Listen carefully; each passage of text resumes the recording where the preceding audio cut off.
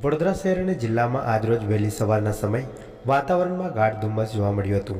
શહેરે જાણે સફેદ ચાદર ઓઢી લીધી હોય એમ ખુશનુમા વાતાવરણ સાથે ઠંડીનો ચમકારો અનુભવાયો હતો। ધુમ્મસના કારણે વિઝિબિલિટીમાં ઘટાડો થયો હતો। દિવસ ચડ્યો હતો તેમ તેમ ધુમ્મસની અસર ઓછી થવા લાગી હતી। શહેરભરમાં ઠંડીનો ચમકારો જોવા મળી રહ્યો છે, ત્યાં બીજી બાજુ આજરોજ ગાઢ ધુમ્મસભર્યા વાતાવરણથી ઠંડીમાં વધારો નોંધાયો છે। સવારના સમયે ગાઢ ધુમ્મસ છવાતા વાતાવરણ ખુશનુમા થઈ ઉઠ્યું હતું અને ઠંડીનો ચમકારો અનુભવાયો હતો।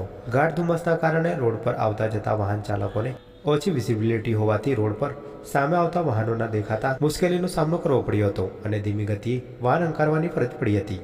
તાજેતરમાં જ કમોસમી વરસાદના કારણે જિલ્લાભરમાં ખેડૂતો પાકને લઈને ચિંતામાં મુકાયા છે। ત્યાં વધુ પડતા ધુમ્મસના કારણે કપાસ સહિતના પાકોને નુકસાન થવાની ભીતિથી ખેડૂતો સેવી રહ્યા છે। માવઠાના માર બાદ ધુમ્મસના કારણે ખેતીના પાકને નુકસાન થવાની શક્યતા છે।